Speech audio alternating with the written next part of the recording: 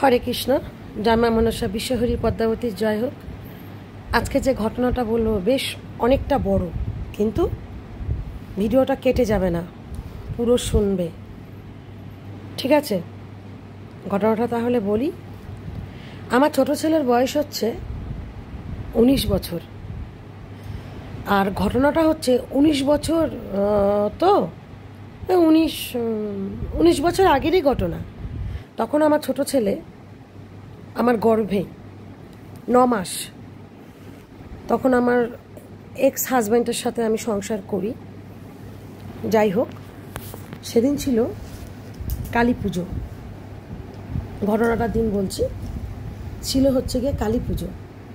এবার কালী পুজোতে তো জানেন যে ভূত চতুর্দশী অমাবস্যাটা আর কি লাগে, মারাত্মক অমাবস্যা, সেই কালী পুজো ছিল আর কি। তো আমার এক্স হাজব্যান্ডের সাথে এখন আমার ডিভোর্স হয়ে গেছে বহু বছর পরে। তো আমি সেকেন্ড ম্যারেজ করলাম, তাকে নিয়ে ভালো আছি। সে ভালো না বলেই তার সাথে আমি ঘর সংসার করতে পারলাম না, চেষ্টা করেছিলাম। আসল কথায় আসি, তো কথাটা হচ্ছে গিয়ে ভিডিওটা পুরো মন দিয়ে দেখবে, একটুও কাটবে না, তাহলে কিচ্ছু বুঝতে পারবে না। তোমরা হয়তো বলতে পারো যে মা, এইসব ঘটনা কি শুধু তোমার সাথেই ঘটেছে? না গো, আমি জীবনে প্রচুর সংগ্রাম করেছি ছোট্টবেলা থেকে।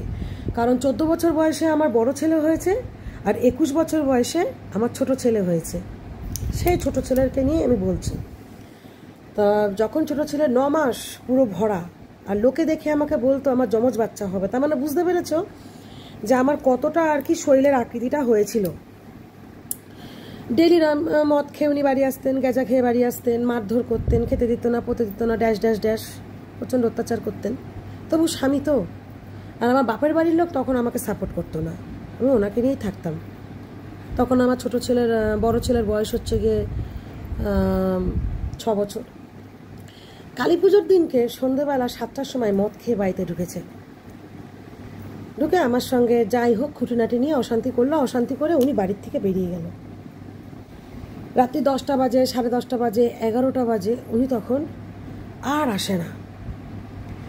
আমি তখন না গভীর চিন্তায় পড়ে গেলাম যে কেন আসে না।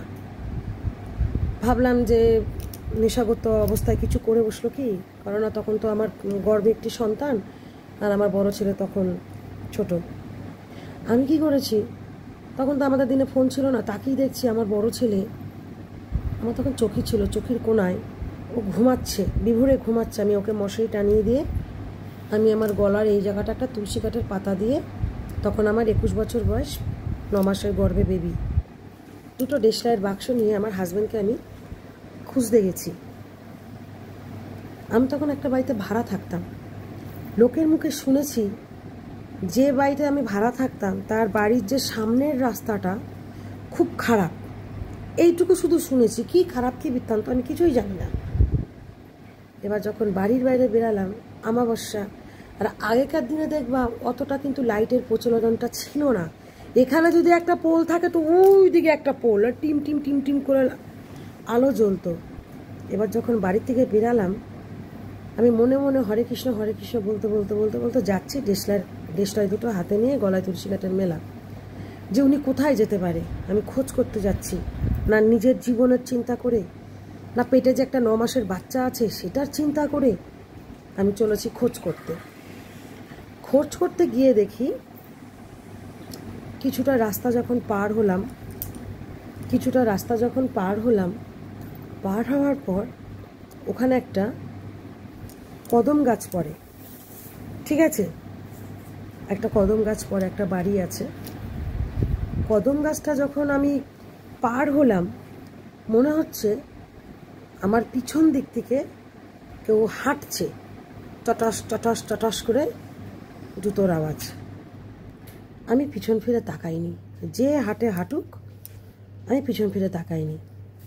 আমি আস্তে আস্তে যাচ্ছি, আর একটা করে দেশলাইয়ের কাঠি এরকম করে ধরাচ্ছি। এবার যখন কদম গাছটা পার হলাম, তখন পুরো ঘুটঘুটে অন্ধকার। তখন ফট করে দেখি আমার সাইড দিয়ে একটা কুকুর বেরিয়ে গেল। কুকুরটা যখন বেরিয়ে গেল, তখন মোটামুটি রাত্রি, আমি যখন ওনাকে খোঁজ করতে বেরিয়েছি, মোটামুটি 12টা, আনুমানিক 11:30। এদিক থেকে না, আমি তুলে দিয়েছি, 11:30। তখনকার দিনে 11:30 মানে কিন্তু অনেক। একটা কুকুর বেরিয়ে গেল। এই কুকুরটা যখন বেরিয়ে গেল আমি অতটা গা করিনি, কারণ আমার বুদ্ধি হালকা ছিল। তো বুদ্ধি হালকা ছিল বলেই তো অত রাতে ওরকম একটা অসভ্য ব্যক্তিকে আমি খোঁজ করতে বেরিয়েছিলাম। কুকুরটা যখন বেরিয়ে গেল দেখি কুকুরটা আমার আগে আগে ছুটছে, আমিও আস্তে আস্তে যাচ্ছি। বেশ কিছুটা আসার পর একটা তেঁতুল তলা পড়ে। ওই তেঁতুলশালা তলার সামনে দেখি ওই কুকুরটা নেই। তেঁতুল তলার সামনে দেখি 3টে কুকুর। হ্যাঁ, আমি মনে করেছি যে রাত্রিবেলা করে তো কুকুররা থাকেই, 3টে কুকুর। আমি আবার ওরকম ঠাকুরের নাম নিতে নিতে নিতে নিতে দেশটাই ওরকম জ্বালাতে জ্বালাতে যাচ্ছি। আমারই এক রিলেটিভের বাড়িতে আমি গেছিলাম, তাকে আমি জিজ্ঞাসা করলাম যে এরকম উনি কি এসছেন? তারা দরজা খোলেনি। যে এত রাতে মেয়েটা কি করতে এসছে, দরজা খোলেনি। বলে না, এখানে আসেনি। খুব মেজাজ নিল আমার উপরে। আমি ওখান থেকে মাথা নিচু করে বেরিয়ে আসলাম। যখন ওই তেঁতুলতলার মোড়টার সামনে আসলাম তখন দেখি কোনো কুকুর কিচ্ছু নেই, নিঝুম রাস্তা। তখন দেখি আমার সামনে দিয়ে কালো কুচকুচে একটা বিড়াল যাচ্ছে। যখন বিড়ালটাকে দেখলাম তখন আমার মনের ভেতরে একটু ভয় লাগলো যে বিড়াল। তখন ভালো করে আমি দেশলাই ঠুকতে ঠুকতে ঠুকতে ঠুকতে যাচ্ছি। যাওয়ার পরে যখন কিছুটা আসলাম, যেই কদম গাছটা পার হলাম তখন দেখি সাইকেলে প্যাডেল দিলে যে আওয়াজটা হয় না, সেই আওয়াজ। আর আমি ঘামছি, আমার গর্ভে তখন 9 মাসের একটা বেবি। আমি ঘামছি, সাইকেলের প্যাডেলের আওয়াজ। আমি মনে করেছি হয়তো রাত্রিবেলা করে কেউ সাইকেল চালাচ্ছে। আমি পিছন ফিরে তাকাইনি। তারপরে কি করেছি, যখন আমি কদম গাছটা পুরো পার হলাম তখন দেখি আমার সামনে 4টে কুকুর। আমার মাথায় ঢুকছিল না তখন যদি আমি এরকম আমার প্রখর বুদ্ধি থাকতো তাহলে আমি একটা কিছু ব্যবস্থা করতে পারতাম নিজের জন্য। 4টে কুকুর। এবার বেশ আমি হাঁটছি, হাঁটার পর কুকুরগুলো সামনে হাঁটছে, পেছনে ওই সাইকেলের আওয়াজটা আসছে না। দেখি আবার জুতোর আওয়াজ চপট চপট করে। তখন না প্রচণ্ড পরিমাণে ভয় পেয়ে গেলাম। আমি তো তার খোঁজ পেলাম না। তখন আমি আমার ওই ভাড়াটিয়ার বাড়িতে এরকম টার্নিং মন্ডে ঢুকে গেছি। হট করে কানের কাছ দিয়ে একটা হাওয়া টাইপের গেল আর বলে গেল নাকে গলায় করে যে আজকের মতো বেঁচে গেছিস। যখন এই কথাটা বলেছে তখন আমি বাড়ির ভেতরে ঢুকে একটা লোকের সঙ্গে গায়ে ধাক্কা খাই আর আমি তাকে জড়িয়ে ধরেছি। আমি মনে করেছি আমার স্বামী। আমি তাকে তো খোঁজ করতে গেছি, হয়তো সে আমাকে না পেয়ে তালা দেওয়া দেখে বাড়িতে দাঁড়িয়ে রয়েছে। আমি মনে করেছি আমার স্বামী। আমি তখন যখন জড়িয়ে ধরে যখন নিঃশ্বাস ফেলছি তখন ওই ভদ্রলোক আমাকে বলছে এত রাতে কোথায় গিয়েছিলে? আমি বললাম যে আপনার ছেলেকে খুঁজতে। সেই ভদ্রলোক মানুষের দীক্ষা দিত, আমার পাশের ঘরেই ভাড়া থাকতো। একদম মানে বৃদ্ধা লোক, 60-65 বছর ওনার পার হয়ে গেছে। উনি রাত্রিবেলা উঠেছিল টয়লেট করতে। উনি আমাকে ঝাড়িয়ে দিল। ঝাড়িয়ে দেওয়ার পরে আমি ঘরে গেলাম। ঘরে যাওয়ার পর সকালবেলা দেখি যখন আমাবস্যাটা ছেড়ে গেল, আমাদের বাড়িওয়ালা আমাকে বলছে যে বাড়িওয়ালা মানে পাশের বাড়ির দিকে তাকিয়ে আছে। যে রাস্তাটা দিয়ে আমি যাচ্ছিলাম তার পাশে একটা বাড়ি ছিল।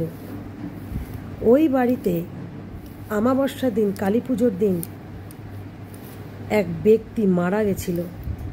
আমাবস্যা বলে ওনাকে দাহ করবে না, আর কালী পুজোর দিন তো কোনো লোক পাবে না।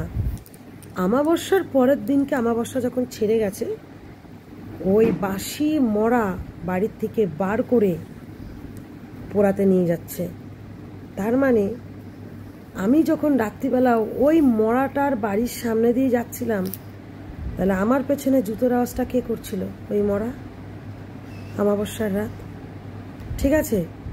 আমার কাছে গোবিন্দ তুলসী পাতা ছিল, প্রভুর নাম করছিলাম, তাই আমাকে ধরতে পারেনি। আর যে কদম গাছটা যে পার হয়েছিলাম, পরে যখন পরের দিন বাড়িওয়ালাকে ঘটনাটা আমি বললাম, আমি পার করলাম, আমি শুনি ওই কদম গাছের যে বাড়িটা, ওই বাড়িতে এক মহিলা গলায় দড়ি দিয়ে মারা গেছিল 2 মাস আগে। এবার গলায় দড়ি দিয়ে যে মারা গেছিল, কেন গেছিল, এরও অলৌকিক ঘটনা আছে, সেটা আমি বলবো। তো এইরকম বহু রকম জায়গা থেকে আমি বেঁচে এসেছি, হয়তো আমার গোবিন্দই আমাকে বাঁচিয়েছে। ভালো লাগলে শেয়ার করবেন, কমেন্ট করবেন। এই ধরনের সত্য ঘটনা আমি আরও বলবো যদি আপনারা আমার পাশে থাকেন। জয় শ্রীকৃষ্ণ, রাধা মাধব।